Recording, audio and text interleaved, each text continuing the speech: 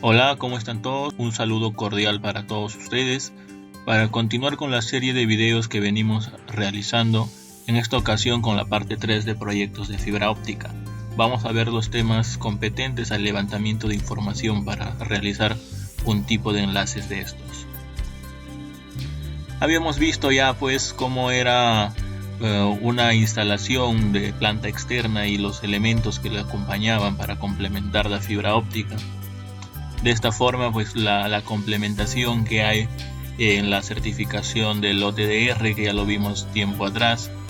También explicamos cómo se daría un diagrama de ojos y lo que se espera conseguir para tener una transmisión con la mínima cantidad de errores. Entendimos, según la TIA 569D, cómo se puede realizar a manera general una arquitectura y tener normalizados los nombres. Entonces tenemos el presente esquema donde estaba el ingreso de acometida, el data center o el cuarto de equipos y los cuartos de telecomunicaciones que se conectaban prácticamente o en una estrella o una estrella reforzada, que vendría a ser la topología más recomendable para este tipo de casos. En primera instancia, cuando nosotros vamos a atender un proyecto, es importante, antes de salir de repente nuestras instalaciones en donde normalmente hacemos el trabajo de gabinete, e ir a campo a hacer un análisis previo de cómo está la topología del sitio, cómo están distribuidos las ubicaciones donde se piensa hacer el desplazamiento de fibra, para lo cual es bastante importante el uso de la herramienta Google Earth y la comunicación con el cliente para que nos diga o nos proporcione las ubicaciones aproximadas. Entonces hacemos un pequeño trazo de puntos y las posibles ubicaciones. Inclusive debemos imprimir un mapa para poder ir y hacer el levantamiento adecuado.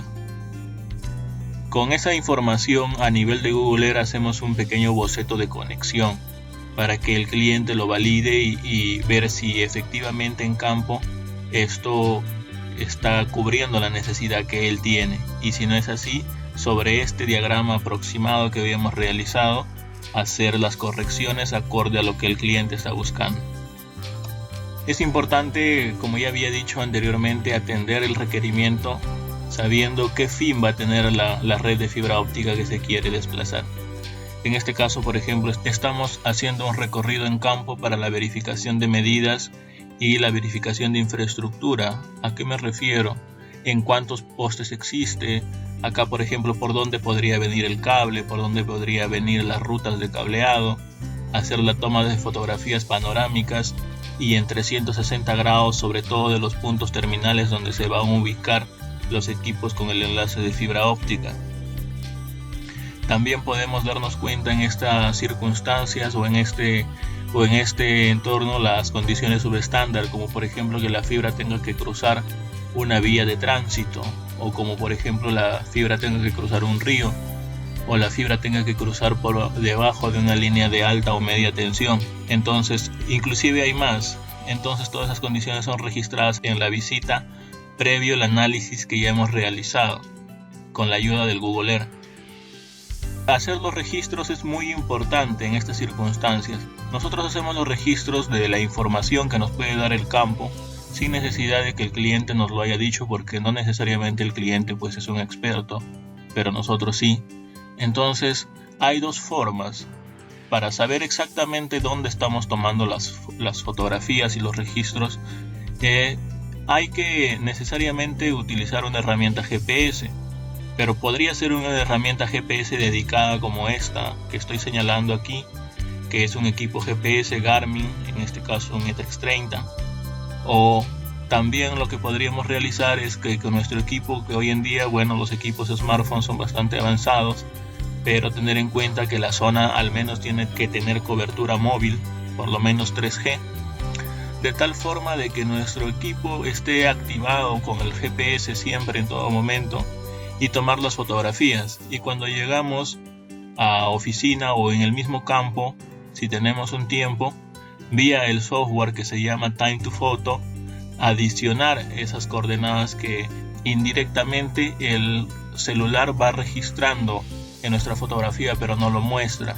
Entonces con este software Time to Photo nosotros sobre cada una de las fotografías podemos imprimir exactamente dónde se tomó cada una de las fotos, y con eso poder hacer la ubicación en este mapa y los registros y las problemáticas que pudimos encontrar para dar la solución final, para armar el boom adecuado con todos los complementos que nosotros necesitamos para esa instalación, y hagamos una cotización bastante acorde a la realidad. En este caso nosotros hacemos una tabla de registro de las mediciones y los nombres a visitar y qué cosa es lo que se va a necesitar. Por ejemplo, registramos las distancias lineales, o sea, cuánto mide, sea midiendo con el Google Earth, midiendo con un odómetro, como ya lo habíamos revisado en uno de los capítulos anteriores de los equipos mecánicos de medición, cuál es la distancia aproximada del enlace, cuál es la cantidad de fibra requerida. Por ejemplo, en algunos casos puede ser un tramo complementario al existente, y en otros casos puede ser un tramo a implementar prácticamente desde el centro o del data center, del origen de la fibra. Entonces con eso nosotros haremos el registro de cuánto es la distancia total de enlace para poder encontrar el transceiver adecuado con la potencia adecuada para el envío de información. A la par nosotros hacemos el registro de la cantidad de postes que vamos a necesitar y demás infraestructura. En este caso, por ejemplo, si tuviésemos que hacer un tendido desde cero y no complementario como está en este ejemplo, a la distancia lineal que va a tener el enlace adicionamos normalmente un 15% para las desviaciones, reservas y todos los demás cálculos que comprometan una medida adicional de la fibra óptica. Nunca debemos medir linealmente la fibra si mide 5061 y sumar como requerimiento de fibra 5061 metros. Siempre hay que tener, como les digo, por lo menos un 15% de holgura. Elección de la tecnología adecuada. En este caso vamos a hacer el análisis de un datasheet de una fibra óptica Furukawa G652D. Entonces los puntos resaltantes a tener en cuenta son, por ejemplo, las condiciones referenciales. Las condiciones referenciales están ceñidas a principalmente la cantidad de viento que existe en la zona y la cantidad de friaje y posible capa de hielo que se podría formar encima de la fibra. Si nosotros estamos en una zona costera o media costera, tendremos pues las partes en las zonas donde no hay mucho viento, la NES Light, en donde existe más viento, la NES Medium, y donde hace frío y viento y se monta una capa de hielo encima de la fibra, tendremos la NES Heavy. Entonces este tipo de caracterización es la que nos permite encontrar cuál es la cantidad de vano ideal para la fibra óptica que nosotros estamos pensando utilizar, o para las fibras ópticas que estamos pensando utilizar. En este caso, por ejemplo, estamos planteando el uso de fibras de 24 y 48 hilos. Estamos analizando los dos casos. Y como es una zona costera, la que estamos analizando corresponde a la NES Light. Entonces tenemos una capacidad máxima de vano de hasta 262.3 metros y 267.1 metros. O sea, la distancia entre postes que podría haber para esta fibra es hasta estas medidas. También tener en cuenta que para este vano la flecha mínima o la protuberancia o la caída que tiene el cable de fibra representaría un mínimo de un 1.5%. O sea, si tenemos 200 metros de vano, lo mínimo que debe caer ese cable y trabaje adecuadamente y se mantenga bien en el tiempo es de que en las medidas en el punto central, esa caída, esa pancita que se le forma al cable, sea pues de al menos 3 metros. Para 200 metros, al menos 3 metros. Tenemos la cantidad de fibras que van a haber por tubo. En este caso, al ser una fibra DSS para planta externa, lo más común es encontrar pues de que para este tipo de aplicaciones sean fibras de tubos holgados.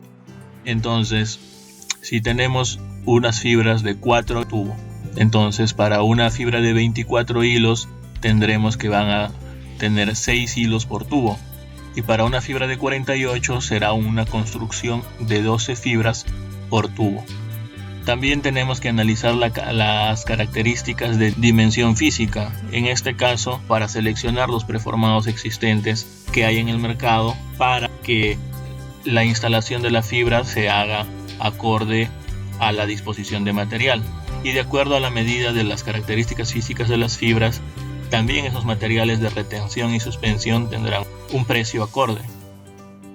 Adicionalmente a esto, ver qué tipo de fibra estamos utilizando. Por ejemplo, en este caso vamos a ver una 0 pico de agua por 0 una G652D, la cual para las distintas ventanas y bandas presentarán un determinado valor de dB por kilómetro en caída o atenuación. Tener en cuenta qué fibra vamos a utilizar, si es una monomodo o una NZD. En este caso nosotros utilizaremos una monomodo. Esa fibra monomodo implicaría que solamente tiene entre 9 a 10 micrómetros de núcleo. Tenemos que tener en cuenta que para una buena implementación utilizar las distintas certificaciones. Por ejemplo, para realizar la instalación de una bobina nueva o un retazo existente de fibra óptica, antes de hacer el montaje, porque es bastante trabajoso realizar la subida de mucho cable en postes a más de 10, 12, hasta 15 metros, inclusive superior a eso, hacer las verificaciones a nivel 2, o sea, con un OTDR, que la fibra óptica que estamos instalando efectivamente se encuentre íntegra en todos sus hilos. Entonces, previa a la instalación se hace una certificación de nivel 2 con OTDR, o sea, una caracterización de esta para hacer el análisis y saber que estamos instalando un material en buen estado. Post instalación, lo que realizamos es nuevamente hacer por lo menos los 2 primeros niveles de certificación. A nivel de certificador, un OLTS para el nivel 1 y ver que el enlace es adecuado, o sea que de acuerdo a la norma que estamos instalando, este equipo analice y diga efectivamente la instalación es correcta y cumple con todos los ítems de determinada normativa. Entonces, entre esos hace el análisis de potencia, cuánto incide de potencia y cuánto se recibe en la parte final del enlace. Por otro lado, el caracterizador y el análisis gráfico que se realiza con el OTR, que pertenece a una certificación nivel 2. Entonces, con estas 2 primeras certificaciones, hasta los 10 gigabits por segundo, está más que garantizada que el enlace va a funcionar adecuadamente a nivel de canal.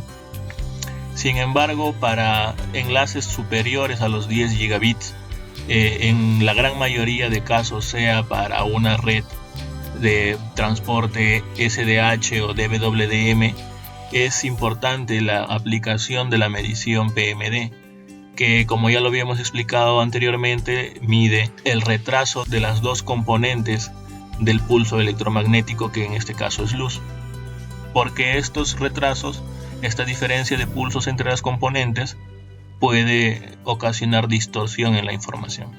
Adicionalmente a esto, normalmente las contratistas o las empresas que realizan la instalación aportan en el helpdesk e inclusive en la configuración de los equipos que van a utilizar estos enlaces. Entonces es bastante importante que el personal, sobre todo los ingenieros a cargo o los supervisores, tengan conocimientos de networking y de pruebas de troubleshooting en telecomunicaciones. Una vez que ya tenemos incluida la infraestructura, el verdadero alcance acorde al entorno analizado con la visita de campo, entonces hacemos un ajuste mucho más acorde a la realidad del BON 1 y aplicamos los niveles de dificultad que vamos a tener para poder hacer la instalación y sacar una propuesta técnico-económica adecuada. Bueno, las recomendaciones básicas son las que ya habíamos visto desde el inicio del proyecto. Bastante recomendable hacer los trabajos acorde a las normativas que regularizan estas instalaciones.